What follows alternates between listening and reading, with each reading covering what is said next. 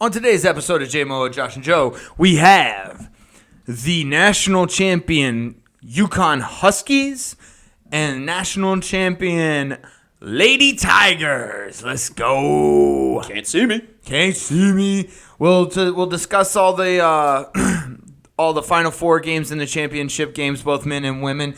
We'll move on to OTDISH on this day in sports history. We have a couple of history lessons for you. We'll do some NBA talk. The playoffs are heating up. The road to the playoffs are heating up, especially in the West.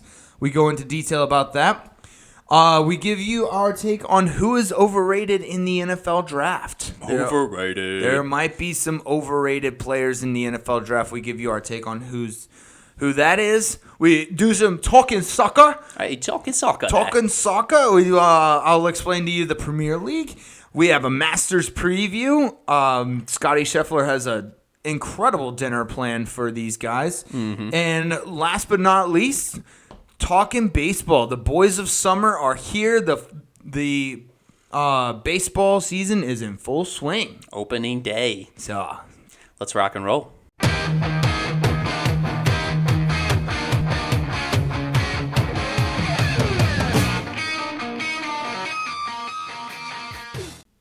Welcome to JMO, Josh and Joe. It is Tuesday, April 4th. And Joe, congratulations to the UConn Huskies. They are officially a blue blood now.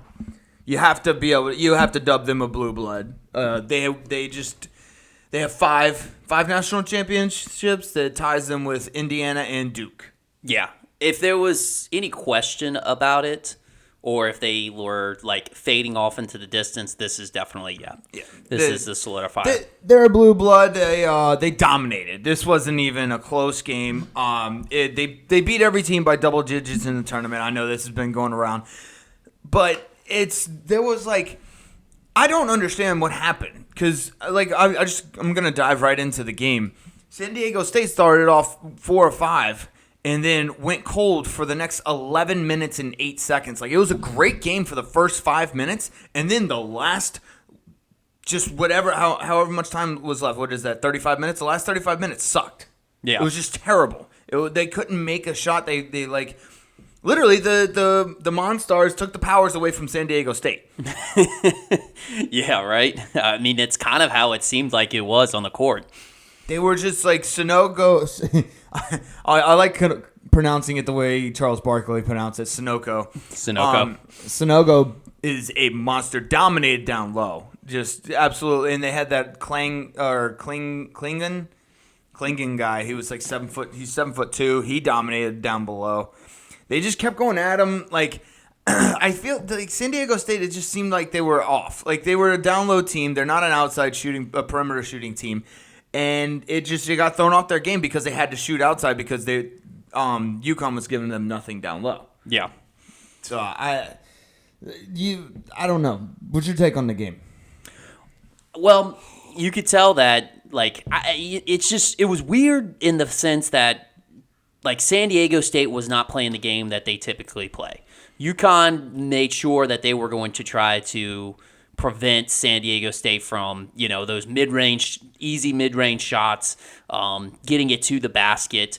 San Diego State can make some threes, but that's not their game, and it's more of just if they'll shoot the open three. But they seemed like they were trying to force the three way too much in this game. Mm-hmm.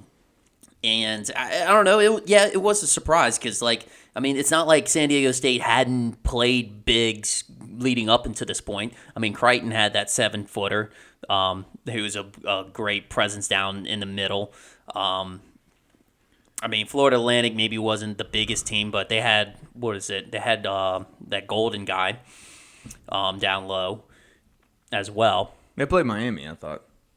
San Diego State? Oh, San Diego State, yeah. Yeah. Oh, yeah. So, so I don't know. They had been pretty good about getting it down and scoring in the paint. Oh, yeah, his name was Vladislav. Yeah, Vladislav Golden. Yes. So, I don't know. It was weird. It just seemed like San Diego State tried to switch, at the last minute on this game. And you know what? Just with a team like UConn, you can't go down below. You can't go, get back behind on them. Yeah, dude, the fact that they made it a 5-point game in the second half was absolutely insane. They were... How can you not score for 11 minutes? That's more than 25% of the game, and somehow in the second half come back and make it a 5-point game. That was absolutely insane. I couldn't even believe my eyes when I looked down and saw the screen. I was like, wait a minute, they came back? Yeah. What? Since when? But yeah, congratulations to UConn. Good run, San Diego State. It's I don't know. It makes me kind of want to move out to California. Just like every single San Diego State fan was just absolutely just attractive. Very, very attractive. And tan. And tan. Yeah. I like my tan. So, Gotcha. I don't know. I might be going out to San Diego here sometime. But yeah, it was the game. The game overall kind of sucked. I'll call a spade here. It was not. It was unless you were a UConn fan, it was just like nah. It was all right. Like I said, in the second half, San Diego State made it a little bit of a game, but it kind of sucked. As soon as they did make it a game, like UConn just went on another run and made it wide open yet again. Yeah, it seemed like the refs were going to be nitpicky at first. Early on in the game, but it just was never close enough for the refs to get involved, which is nice because nobody likes when the refs get involved. Nobody goes there to see the refs. No. So, let's go with the Final Four games. Like you alluded to earlier, FAU versus San Diego State. That was good. That was good. They had the Bolden shot. Isn't that his name? Yeah. No. I know. Or Bolton. Bolton. Yeah. Whatever. Yeah. The last second shot. The fact that San Diego State came back in that game is absolutely insane. It really is. They clawed their way back into it, and that was the thing. They didn't do it like with a lot of threes or anything. They just kind of chipped away back at the scoring most of their points in the paint. I think they made up a 12 or 14 point deficit without scoring a three. Right? It was something like that. No, you're right, but no, it was crazy. And then when they got to the last stretch, both coaches had saved their timeouts for the end. Like they both had like 3 apiece, which is what you start off with in the second half. And then we just went from like basket, timeout, basket, timeout, basket, timeout. I think what really threw off Florida Atlantic is that the coach didn't take a timeout because they had 1 timeout remaining, and even the commentators were like, "All right, he's got to take a timeout. He's got to get a play," and the coach just let it go. And I think that was probably what faked out Florida Atlantic more than anything. Mm-hmm. I don't know. The UConn Miami game was not great. It was UConn was just clearly the better team in the entire tournament. It was just like, I figured out how to pronounce the coach's name, Jim Larinaga. Okay. Jim had a good run with Miami. It was nice. They'll probably I don't know what their situation's looking like as far as recruiting coming in and losing kids to the draft, but let's hope they come back in. It was fun. Overall, I don't know what you thought about the draft or not the draft, the tournament. It was kind of a mediocre tournament, if I'm being honest. Like, yeah, sure, we had the upsets, FDU and Furman. We had the Butler buzzer beater at the end of the Final Four game, but I don't know. It just didn't seem like it was that. It seemed mediocre to me. I don't know. I don't know what you thought, but it was just. I feel like the transfer portal and NIL deals are kind of changing it up a little bit, which I say is going to be good for me because I was terrible at picking any of the brackets in the past. So maybe, hey, this changing it up, I'll just start closing my eyes and picking stuff, Maybe you just go like a new strategy, like who has the most paid players or something like that. Yeah, that too. I'll look at the coaches' wives, whoever has the hottest wife. Oh, just do the girl version or the boy version of how girls pick the brackets? Yeah. I'll just go with the coaches, whoever. Just look at the coaches' wives and pick based off of who's hotter. Okay. That's what I'm going to do next year, actually. That sounds good. I'm going to do that. What did you think of the tournament? Yeah, no, the tournament, I have to agree. I don't think it was the most spectacular. We were talking about whenever the first round ended, how there wasn't that many upsets as you typically see in past. I mean, we didn't have a single 5-12 seed. So like if there hadn't been those big upsets like you said, number 1 Purdue going down, and also Furman beating Virginia, and I guess we didn't have. I mean, you got to say Florida Atlantic. They it was a nice run. They would be considered the Cinderella. Yeah, it was a nice run. It was good. That was good for them. Yeah, but I guess we didn't really have like a true Cinderella, except for Princeton being a 15 seed. I don't know. We had some stuff that happened. Yeah, it did. I don't know. For me, it just seemed like, I don't know if there's not a blue blood in. Well, I guess now there is. Now UConn is a blue blood, but it was just different because last year we had like Kansas, Kentucky, Duke, everybody in the Elite Eight. This time there was not even a single blue blood in the Elite Eight, not even a number 1 seed in the Elite Eight. So it was just, I don't know, it was kind of weird. Also, we lacked buzzer beaters. Yeah, there was like one buzzer beater. There wasn't any like. There was close games, but yes, there wasn't any last second shots or like. There wasn't as many as you typically see in March Madness. Yeah, not as much drama. Yeah.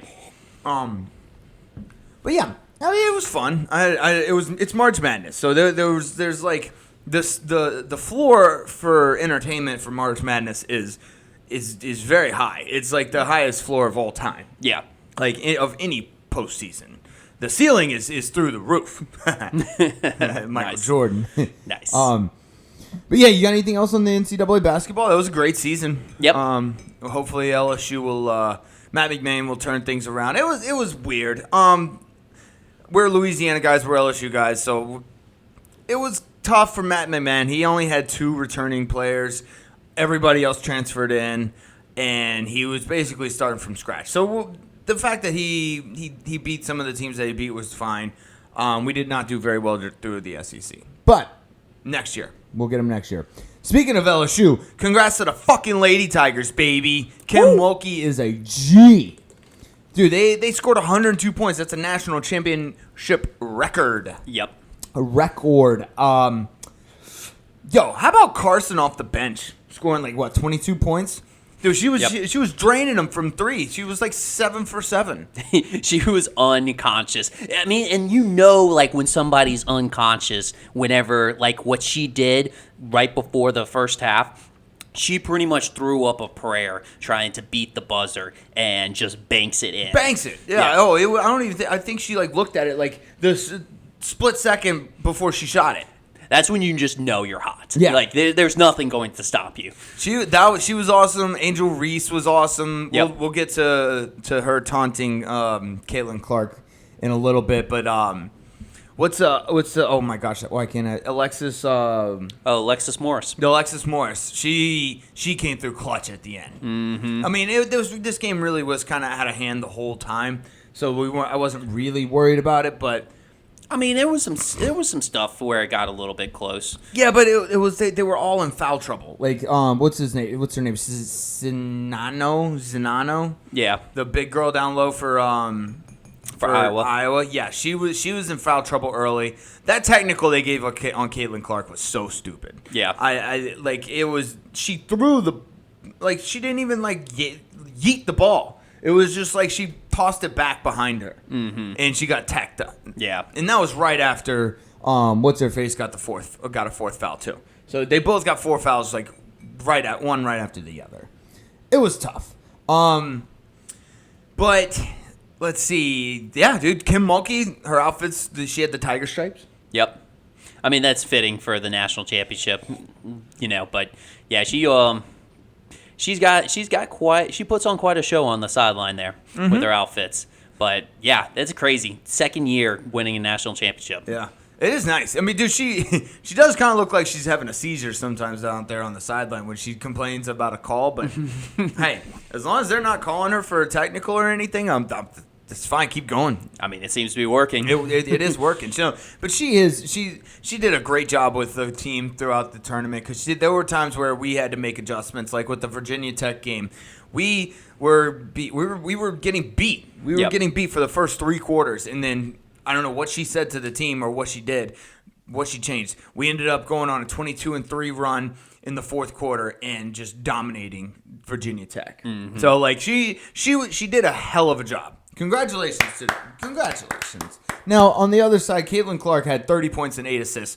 She put up 240 burgers in the. She's a monster. She still has 2 years of eligibility left, but she was. I assume she's probably going to go to the NBA. Actually, she might stay for the NIL because the NIL might pay them more than the WNBA. Yeah, you never know now. Who knows? But yeah, congratulations to the Lady Tigers. First basketball national championship in LSU history. Mm-hmm. Angel. All right, so Angel Reese got a lot of shit for doing the "Can't See Me" to Caitlin Clark at the end. Mm-hmm. I mean, we're a little biased here. I think it was a bit of an overreaction. Like, she probably shouldn't have followed her around, but who the fuck cares? She was talking shit. Yeah, I know that got a big overreaction from everybody. And, I mean, obviously it kind of looked bad from the surface and from the first split second. But if you actually, like, watched the tournament and like followed kind of like Caitlin Clark around or Angel Reese, you know this is a part of both of their games. And like especially when you have those two, I mean, we've seen this with both of them in different instances.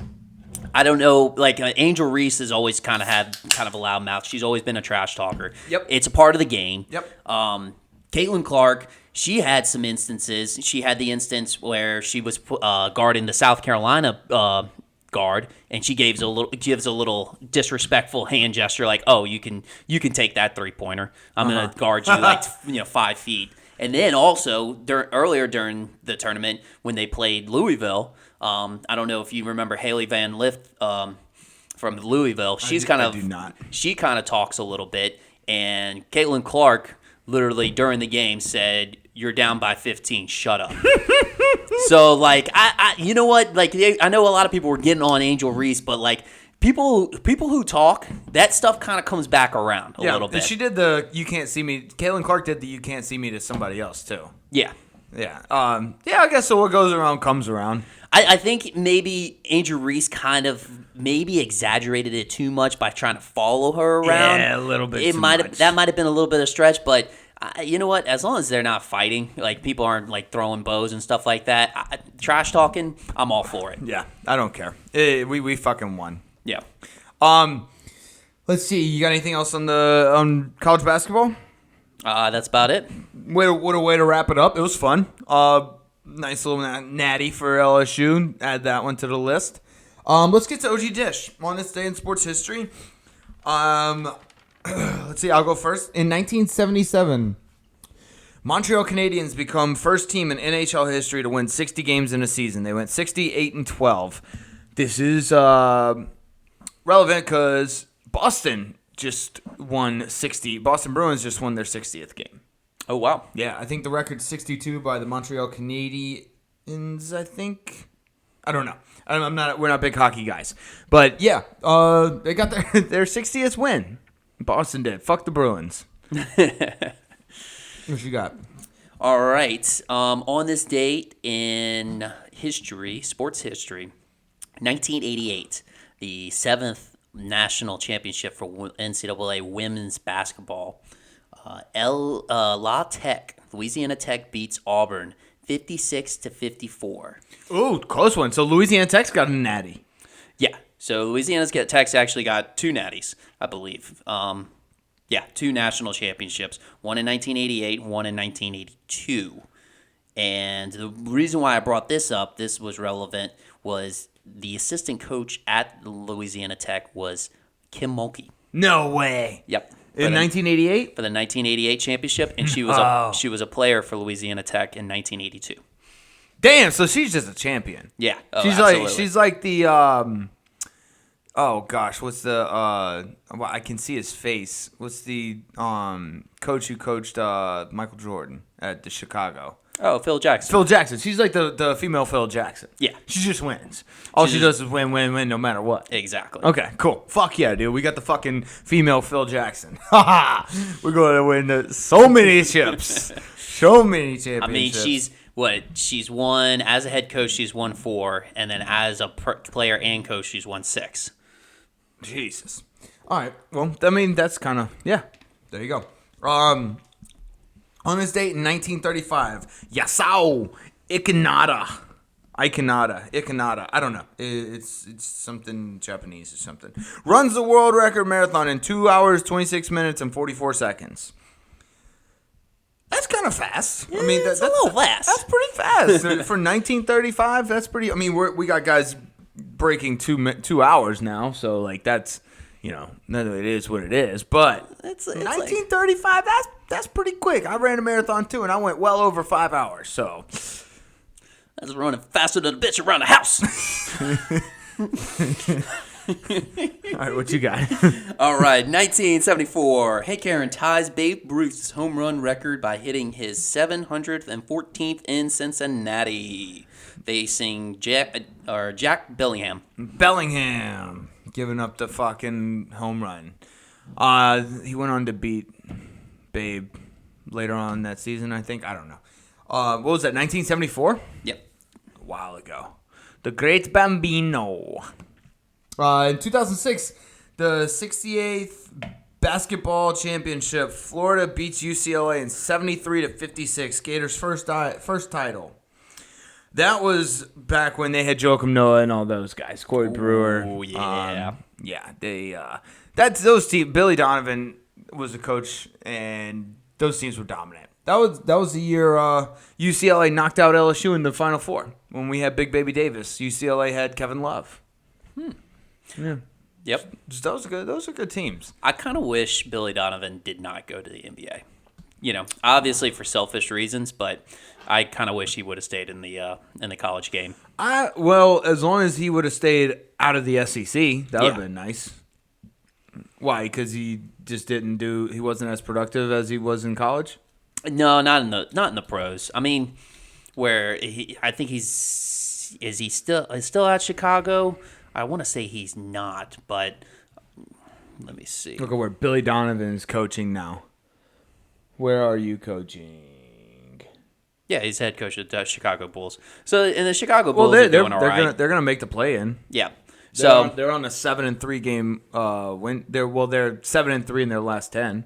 I feel like that's just kind of how his ceiling's been, though. Most of the time, it's been more like getting into the playoff, getting the edge of the playoff. There's never any dominant teams in the NBA. Yeah, because he kind of did the same thing at OKC too. Yeah. But let's see. What's yours? My last one is 1989. New York Yankee Tommy John ties the record of playing 26 seasons. And his 287th victory puts him 19th overall as Yankees beat Twins on opening day 4-2. Tommy John. He's famous for the surgery, huh? Yep. Also known for his name is titled for the surgery. Tommy John's surgery. Yeah. I always thought it was on your groin. It's on your elbow, but for some reason, close. Every time I thought Tommy John, it went straight to my groin. I don't know. That was weird. You know, the funny thing is my groin's located on my elbow. Yeah. So, what was that? It's super bad. Super reference. bad. Funny thing about my back is it's located on my cock. All right, on this day in history lesson, 1860, the Pony Express mail delivery system, which used continuous horse and rider relays along an 1,800-mile route between St. Joseph, Missouri, and Sacramento, California, was launched in the U.S. Pony Express, 1,800 miles. This motherfucker would just ride till I can't no more. And then from St. Joseph, Missouri, all the way to Sacramento. You know what else happened in St. Joseph, Missouri? In 1882, Jesse James was living in St. Joseph, Missouri, and got killed by, Robert Ford. Okay. He was adjusting a photo in his house, or a picture on his wall, and Robert Ford just came in and pew, pew, pew. An assassination, huh? Yeah, a little outlaw Jesse James died. I want to know what that picture was. And actually, there's another, the one I have is actually the assassination. Is a little bit more of a somber note, but in 1968, the assassination of MLK Jr. Martin Luther King Jr. by James Earl Gray. 1968? What did he do? Did he pop him? Did he shoot him?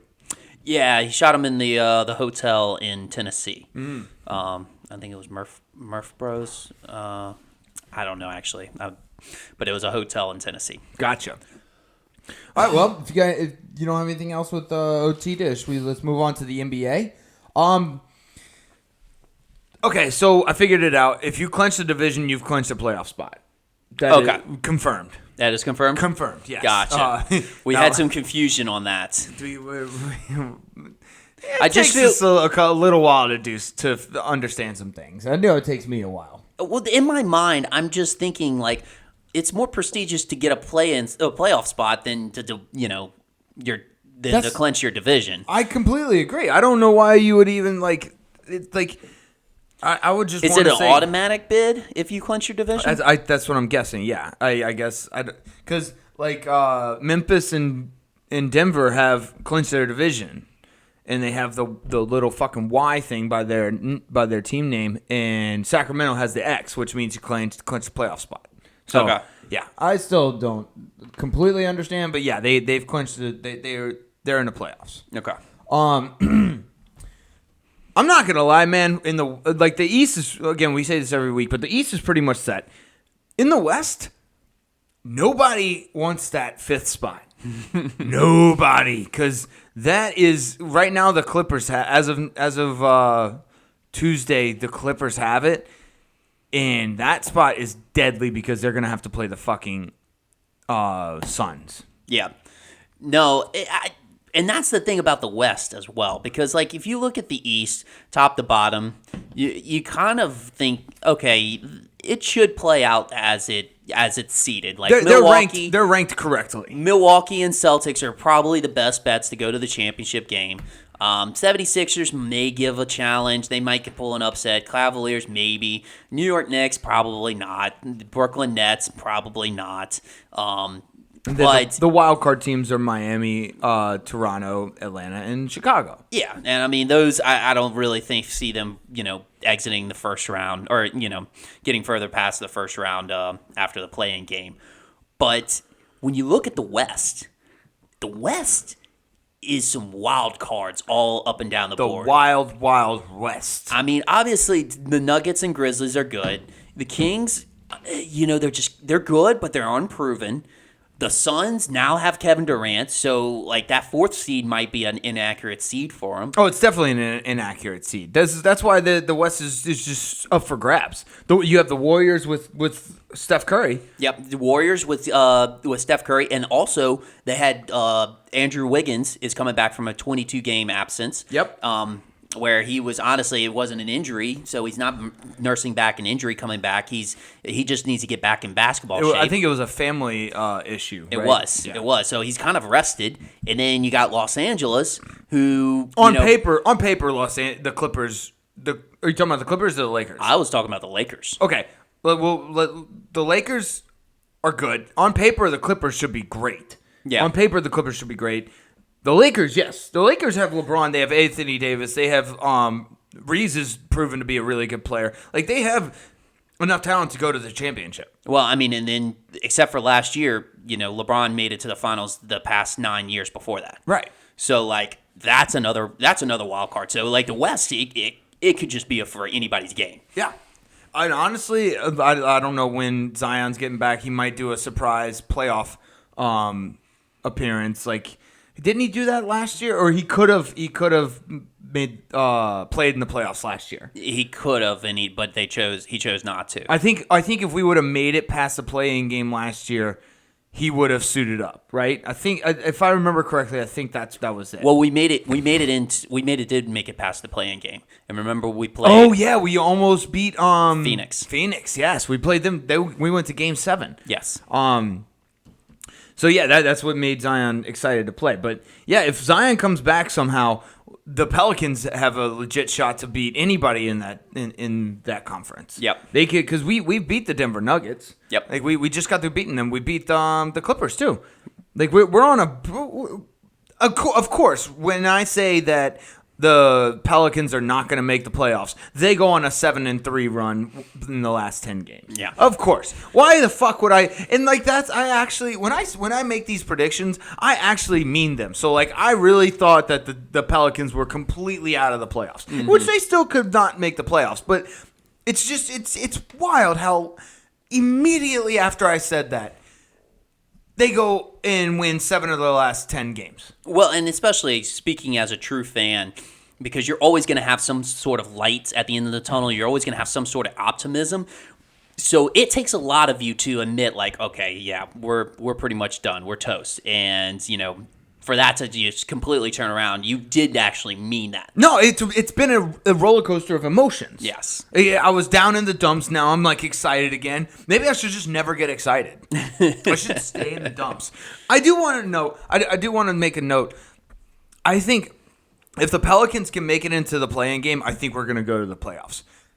I probably just fucking jinxed them. But here's why. Because I think we thrive in what the basketball version of primetime games. So the last couple of games that we've played have been, or two of the last like 4 games or something that we've played have been the basketball version of primetime. Whereas there was only 2 games that night, and we won both of them. Yeah. And I think if the spotlight is on us, we play better. So when during the play-in games, it's just going to be us. It's just going to be us playing.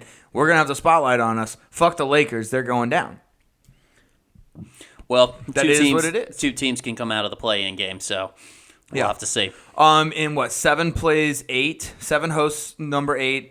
And then the winner of that goes on. The loser of that plays the winner of 9 versus 10. Yeah. So 7 and 8 have to win 1 game to advance. 9 and 10 have to win 2 games to advance. Yes. That's okay. I kind of like it. I think that Memphis, unfortunately for whoever gets the second place in the playoffs, Memphis is the hottest team in the NBA right now. They're playing. They're on fire right now. Everything's clicking. John Morant's a fucking G. He's on his redemption tour. On the opposite end, Dallas is in trouble. Yep. Luka officially he misses Jalen Brunson. Misses the X. Yep. Oh man, classic. He's starting to He's like when you're like. In a relationship, this happens most of the time with the guys. The guys will break up with the girl because he just wants to go find some other pussy. Greener pastures elsewhere. Yeah, they think it's like what's that saying? The grass is always greener. Mm-hmm.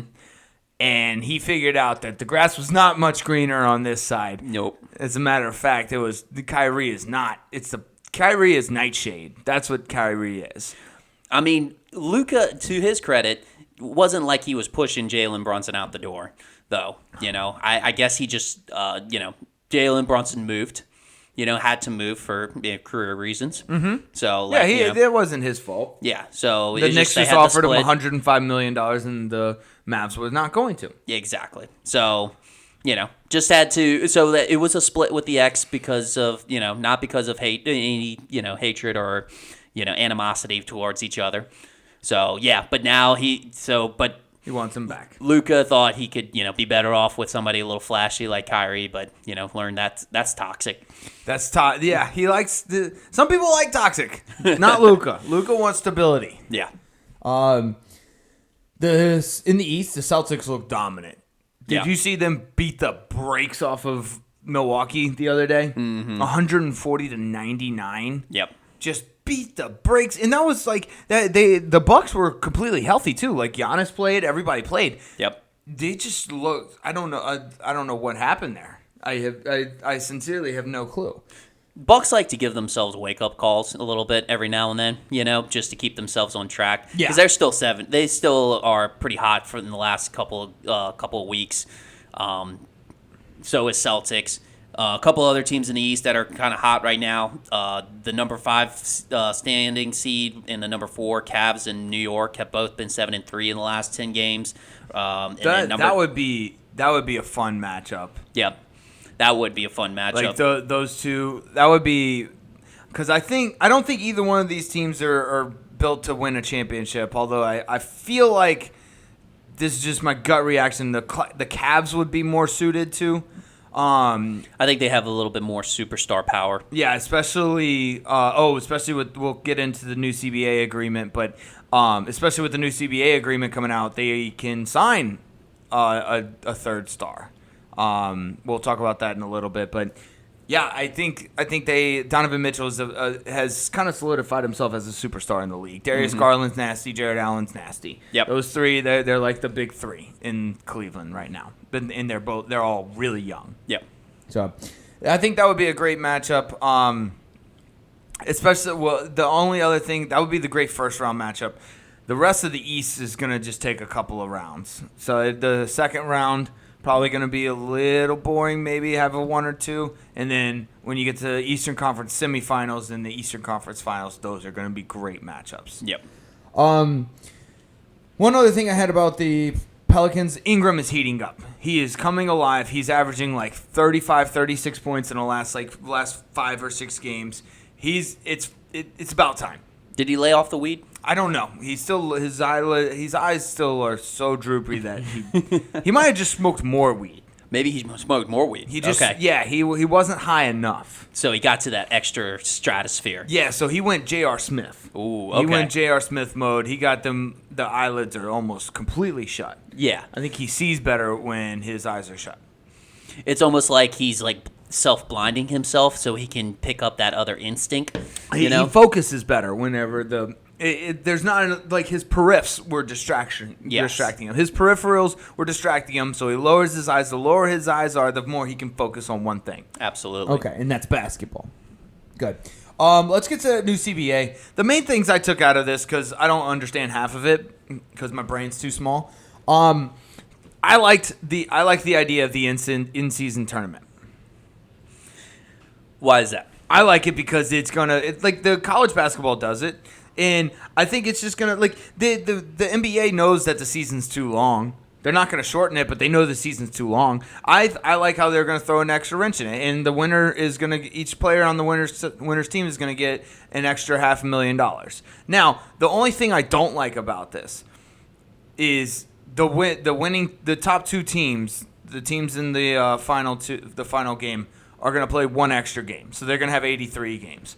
I don't like that. I think every team should have the same number of games.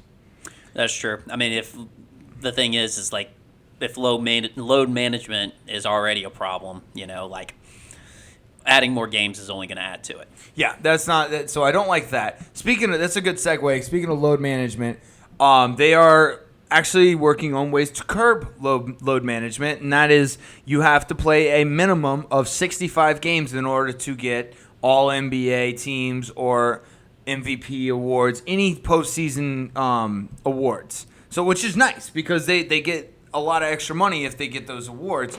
And so this is more incentive for those people, maybe like Kawhi, although I don't think Kawhi really cares about any of that, to play more games. It's nice. Yeah. I like it. I think it's a good thing. This was... the new CBA will increase the upper limits on extensions from 120% increase on a current deal to 140% increase. So they'll be able to increase the extension. So this will benefit people like Jaylen Brown, who are the Celtics want to increase or extend his contract. Well, it's still creating more incentive for the actual team, a little bit more loyalty to the actual team that they're on. Right. So, it's nice because, I mean, there is so much movement in the NBA. It's nice for the fans' sake, that, people aren't getting shopped around all over the place. You can have more incentive. You know what? I firmly believe, like, the incentive packages that they have done was one of the reasons why Bradley Beal stayed at the Wizards. Mm-hmm. So, I think it's nice. It's good. Too much change is not good. If you're just if you're like Russell Westbrooking the NBA, it's no fun. Yeah. Nobody likes that. Russell Westbrook doesn't even fucking like that. No. So like 5 teams in 5 years, not fun. Not cool. Again, this is me being old, but I liked the Jordan era where he just stuck with the same team. It was nice. It was fun. Larry Bird with the Celtics, Magic Johnson with the Lakers. Like those players. Now, granted, I understand Michael Jordan went to the Wizards, but for a very, very large percentage of his career was at Chicago. Yeah. So, and that's what I like. I don't like these players just jump. I'm not a big fan of the players jumping around. Like I deal with it obviously, and I enjoy it afterwards. But it would be nice, if like we could keep Chris Paul in New Orleans for his entire season, or Anthony Davis in New Orleans for his the entirety of his career. Mm-hmm. Or like Zion. Unfortunately, I think we're gonna punt Zion. Yeah. But it would be nice if we could keep these players. Yeah. So it's good. I think it'll be good. And then, like I alluded to earlier, Cleveland will be able to, what is it? A new Supermax deal or something that Cleveland will be able to sign 3 superstars. Three superstars? Is that what the new CBA is stating? Yeah, I think so. Well, they'll be able to sign Jared Allen, Darius Garland, and Donovan Mitchell. So it'll help the Cleveland Cavaliers out. My brain's way too small to comprehend half of the shit that went on in the new CBA. I just know I like the curb load management and the in-season tournament. Gotcha. I think that'll be fun. Any takeaways from the CBA you had? Yeah, as far as the tourney goes, I mean, it's a cool concept, and like you said, it's kind of mimicking the college level of the tournaments. Mm-hmm. But I don't know. I could see it also being just kind of a parade type of thing where, it's not taken as seriously. It's just kind of more, fun. I'm sure it's going to be at a neutral location, so it'll be kind of like a vacation for the guys. I don't know. I kind of see it more as like, like an all-star games rather than an actual competitive tournament. The difference is these games count towards the regular season. So it'll count towards their records. So it's just like playing a regular season game. The only thing is there's money on the line if you win. So I think they'll take it just as seriously. It's just going to be a little wrench. The NBA season's too long. The NBA season's way too long. I think baseball could probably benefit from something like this too. Just breaking it up a little bit. Breaking it up a little bit, yeah. Like have a second All-Star break almost. Gotcha.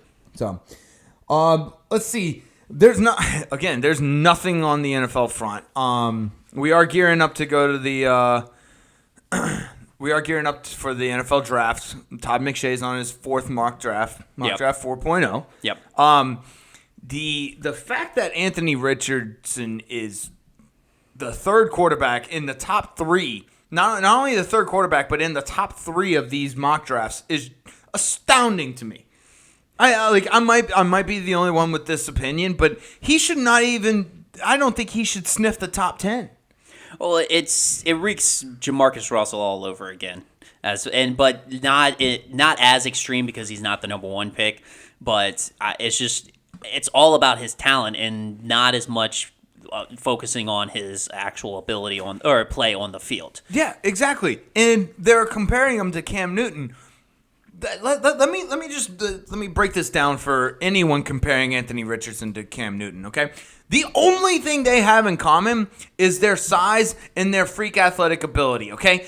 Cam Newton is a way better quarterback than Anthony Richardson ever was, okay? Do you want to know who was on that 2010 Auburn team? Can you remember a wide receiver? Can you remember a running back? The only thing that Auburn team had going for them was definitely not Gene Chizik, because that motherfucker, that's the only thing that motherfucker did was have Cam Newton. The only thing they had was they had a decent defense, okay? That was when they had Nick Fairley. That's the only thing that Auburn had that year. And he won their national championship Cam Newton won a national championship in 2010 with that Auburn team. Anthony Richardson didn't do shit. Like Florida lost. What was their record? They were, I want to say 6-7, barely made a bowl game. They were not good. They were not good. Anthony Richardson's not as good of a quarterback as Cam Newton. They can't keep comparing this. The teams that are blowing the smoke screen, like the team that drafts Anthony Richardson, if the Colts draft Anthony Richardson at number 3, like they're projecting, like the Colts are supposed to trade up. This is going to be the dumbest. That's going to be the dumbest move Dumbest move ever. I'm going to go ahead. I'm going to call this Anthony Richardson is going to be overdrafted and going to be a bust. Florida was 6-7 last year. Yeah, they were 6-7. He threw a bunch of interceptions. He's just an athletic guy. He's not a quarterback. He's just an athletic freak. Okay, and I'm not trying to take away from Anthony Richardson because he showed in the combine. He's so good. He's very good. Not a great quarterback. Won't be a good NFL quarterback. Yeah, he's really much more suited for like a mentor role, as far as like somebody that's he can sit behind and learn the ropes a little bit, maybe like a Jimmy Garoppolo, or like somebody that maybe doesn't have like a long-term solution at quarterback, has a bridge quarterback. That's kind of where he's going to be able to be suited, because if somebody wants to draft him, like obviously they're drafting him on his attributes, but as far as production, I mean, we talked about this on our earlier episodes, how quarterbacks that have been drafted in the first round but haven't had the college production have not fared very well in the NFL. I think you alluded to that last week too. They haven't. They just haven't. You can be an athletic freak, but that doesn't mean you can play quarterback. I'll be willing to predict that like he'll probably go down at number 15. Like I think NFL teams they know enough. Like they're smart. They're very smart. I think Will Levis is gonna go before him, and I think he'll probably drop down to number 15 to number 20. These are my bold predictions. And as you know, if you know anything about my bold predictions, fade. But yeah, so far that's about it on the NFL front. Nothing happening with Aaron Rodgers. No time to panic, but yeah, we're waiting. It's okay. We're still, I guess, 3 weeks ticking. Yeah. Now. Yeah. He announced it on March 15th. So is maybe the Jets looking for a quarterback in the draft? Well, Woody Johnson has reassured us that no one is hyperventilating, first of all. He said that. Okay. So that's good. We don't need the EMT out there. Nobody's hyperventilating. Nobody's having trouble breathing oxygen, which is nice. That's good. That's a start. So, yeah, I guess nobody's panicking. I don't know if that's what he meant, but yeah, I think they're doing okay. Yeah, I feel like that's the thing that you tell people when like everybody else is out of panic, and it's like, all right, we don't need this to spread outside the front offices.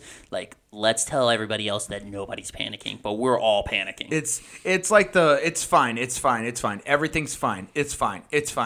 When you say it like 1 or 2 or 3 too many times, that's when you know it's bad. You remember Michael Scott from The Office, how whenever he was like, nobody panic, but he says it in this loud, panicky voice. Yeah, that's basically what they're doing. Yes, Woody Johnson is freaking the fuck out, but it's like, you ever seen Ready Player One?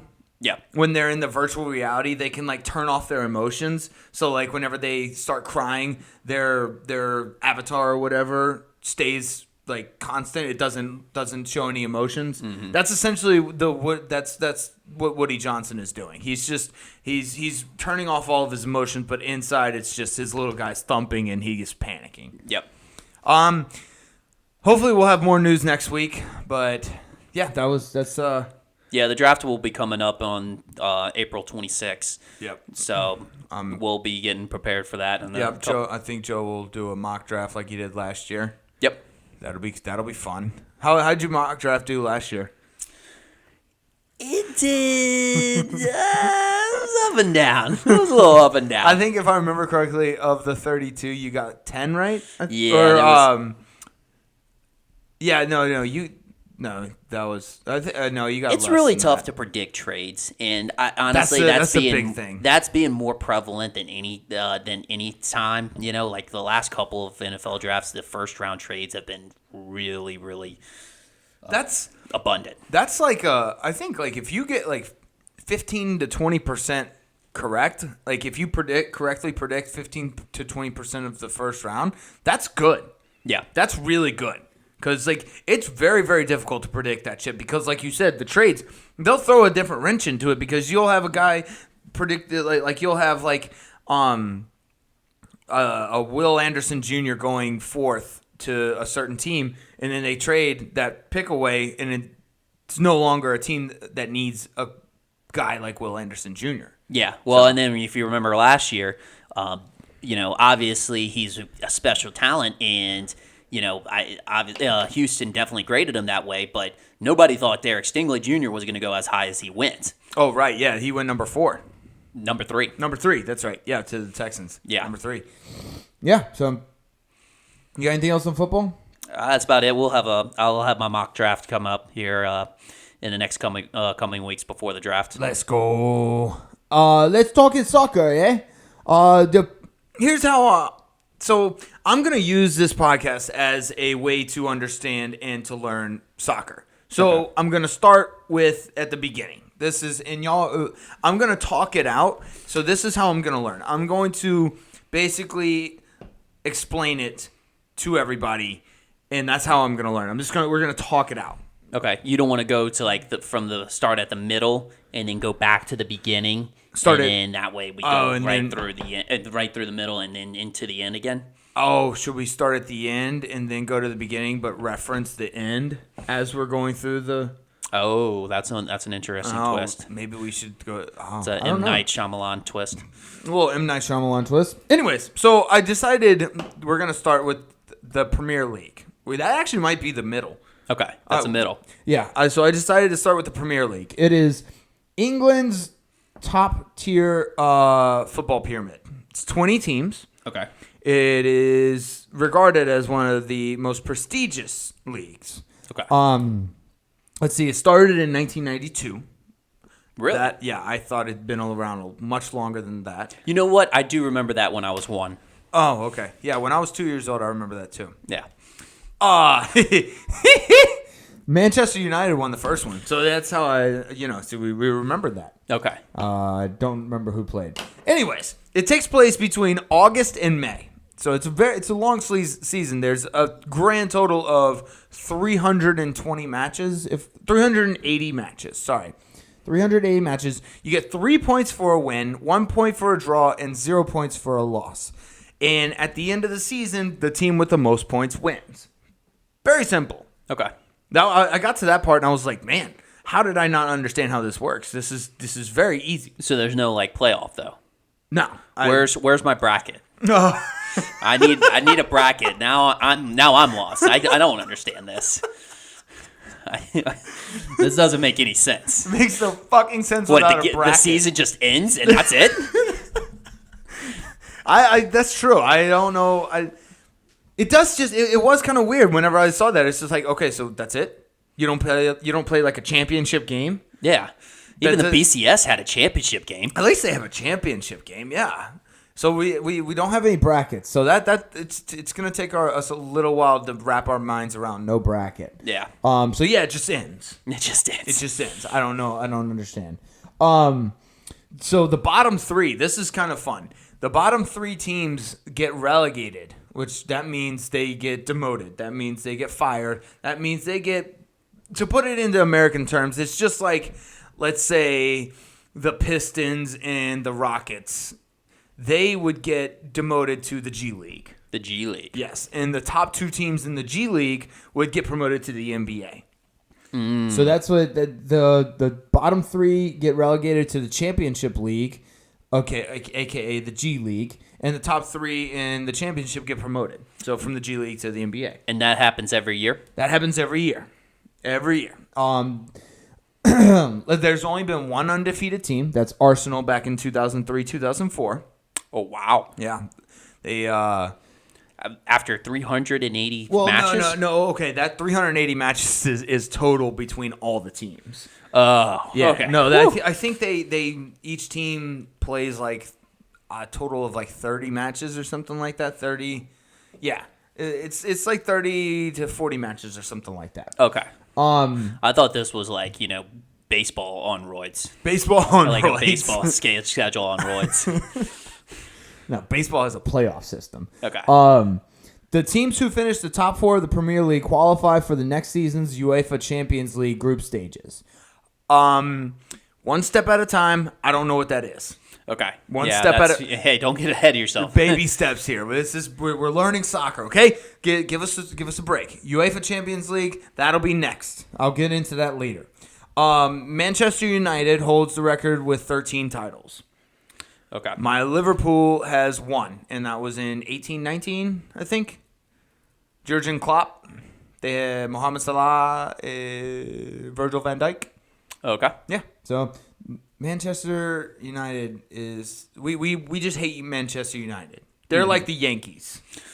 Okay. They're like the Yankees. So We hate the Yankees. nobody likes the Yankees except for the Yankees. Nobody likes Manchester United except for Manchester United. That's it.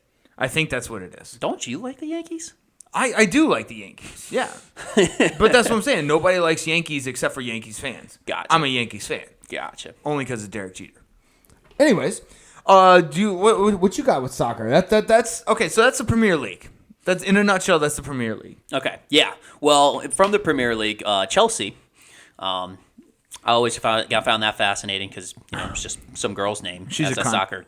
She's a cunt. Well, we don't like Chelsea either because nobody likes the girl's name Chelsea. Yeah. So, but Chelsea sacked their head coach. Graham Potter. Nice. Sacked him. Graham Potter. I think he might be relative to Harry Potter. I'm not sure.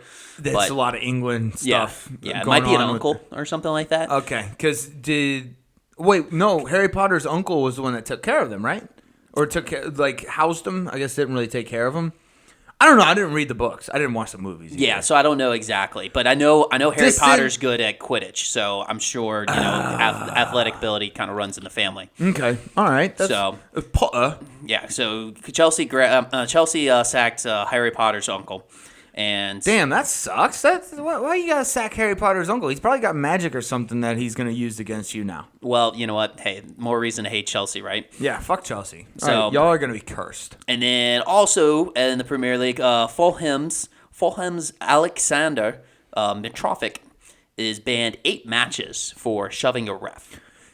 And that's it. Yeah, it wasn't that bad of a shove, but he did put his hands on him and was, yapping in his face. So I feel like if you did that, like in the NFL or the NBA, you would get yanked for like the rest of the season. Get ejected? Yeah. Suspended for the whole season. So, yeah, you're done. They would yeet you out of the fucking league. 8 matches is quite a bit. 8 matches is a lot. It is a lot. But he did shove the ref. Although he basically did what everybody in the NBA and the NFL wants to do. Exactly. Like, nobody likes a fucking ref. So it's the ref show out there nowadays. Yeah. I mean, I feel like if, a football player also would have done this, the ref would have gone flying. Whereas, the ref for soccer did not, or, this is football. This is true. The size of the NBA and NFL players compared to the soccer players, I guess you do have to have stricter rules against that. Yeah. Okay, so that makes sense. Because if a soccer player shoves you, it's like, okay, I kind of... I mean, unless you flop, you're not going down. That's true. Unless you flop, you're not going down. It's just kind of like, I got moved over from one side to another about a foot. Yeah. And then if you get, if Penei Sewell pushes you, you're going to go flying about 30 yards. Mm-hmm. So, there's a difference. Okay, I understand now. You got anything else on soccer? That was good. That was good. I'm all tapped out on soccer. Okay, all right, yeah. We got a very, very low limit. Yeah. Gas tank runs out very fast when it comes to talking soccer. But I think we did good. We're progressing here. Talking soccer. Anyways, let's get to the Masters preview. Masters is coming up. So fucking excited, dude. Let's fucking go. It's really like a tradition like no other. Really? Oh, Yeah. I bet you're the only one that's ever come up with that. A tradition like it really is, man. Yeah. I bet nobody's discovered that. Wow. All right, cool. I knew I was pretty original. Yeah, that's nice. I want Jon Rahm to win if Tiger doesn't win. Obviously, I'm going to be rooting for Tiger hardcore, but if Tiger doesn't win, I want Jon Rahm. Or let's put it this way, I'm betting on Jon Rahm. I was about to say, do you have money on this? I have money on Jon Rahm, yes. So do with that information what you will. I'm betting on Jon Rahm. Fade. Anyways, So yeah, if Tiger doesn't win, I'm going to be rooting for Tiger. I'm a diehard Tiger fan. Jon Rahm. There will be 18 live players in this tournament. One of whom is Brooks Koepka, who won the latest Live tourney. He is the hottest golfer in the Live Tour right now. Okay. So, do with that information what you will. I didn't bet on Brooks, so probably a good idea to bet on him.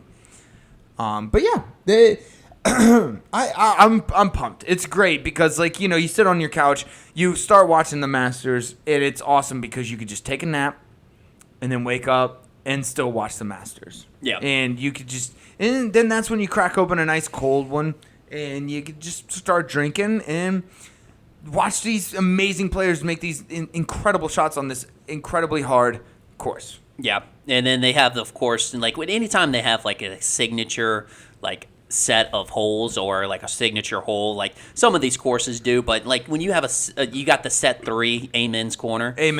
I mean, that's just, it's iconic. It's an all-timer. Yeah. It's an all-timer. It's nice. Scotty Scheffler's dinner menu. So the previous winner picks the dinner menu the next year. Just get a load of this. Tell me you're from Texas without telling me you're from Texas. Okay. The appetizers, cheeseburgers, sliders. They're served Scotty style. Okay. Firecracker shrimp, tortilla soup, garnished with avocado, crispy blue tortilla strips, sour cream, cilantro, and lime. The entrees, you choose between Texas ribeye or blackened redfish. The sides, mac and cheese, jalapeno creamed corn, fried Brussels sprouts, and seasoned fries. And then for dessert, a gooey chocolate chip cookie on a warm skillet with milk and cookies ice cream. Goodness gracious. That sounds awesome. Man. That sounds absolutely incredible. I will take one of each. And they pick the best fucking Texas ribeyes or the best redfish and all the best stuff. Yeah. So yeah, Masters preview. Yeah. No, I'm excited. We got our pool going on with it. I do like those tiers. Picking so how our pools work is a lot of people do it, but they have tier 1, tier 2, tier 3, tier 4, tier 5, and you get 10 or 15 options of players in each tier. And obviously tier 1's going to be all your favorites. Yep. They're ranked basically on best odds. Best odds, yeah. So tier 1's going to have the top 15 odds, tier 2, and then you pick one from each tier. And then at the end of the tournament, whoever has the lowest score wins. Yep. It's fun. It's a good time.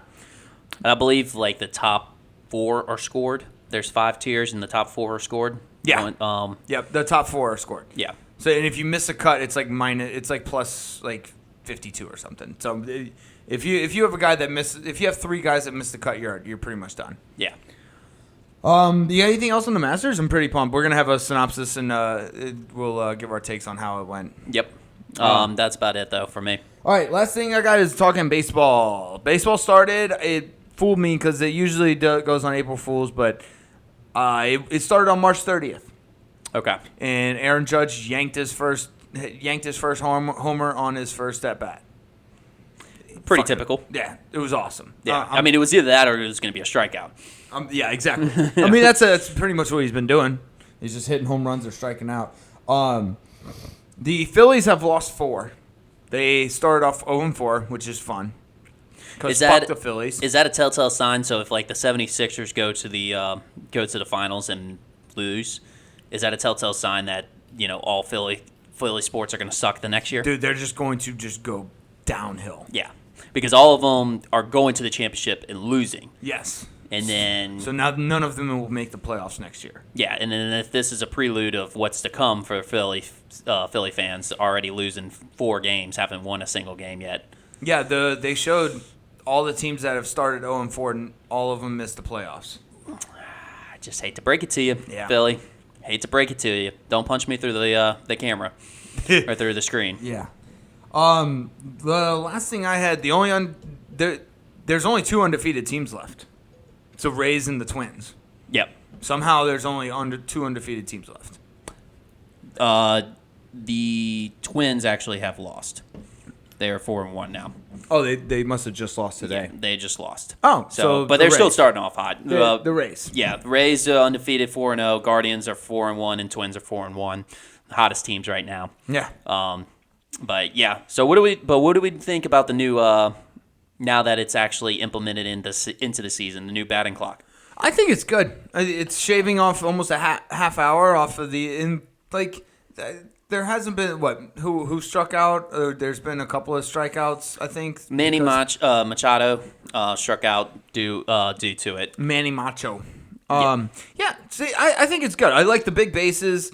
I'd have to look into this rule, but apparently, like when you're pitching and you have a runner at first, you can throw the ball over to first and keep them honest. Mm-hmm. Apparently, you can only throw the ball over to first 2 times. So after the second one, the runner knows he can't throw the ball, so he can have this giant lead. And I don't know how much I like that part yet, but yeah, the bigger bases, more steals is fun. Baseball's fun again. Yep. Baseball's it's a good time. Do you like it? I thought it was really good. You okay over there? You about to sneeze? Hey, there it is. Got it out.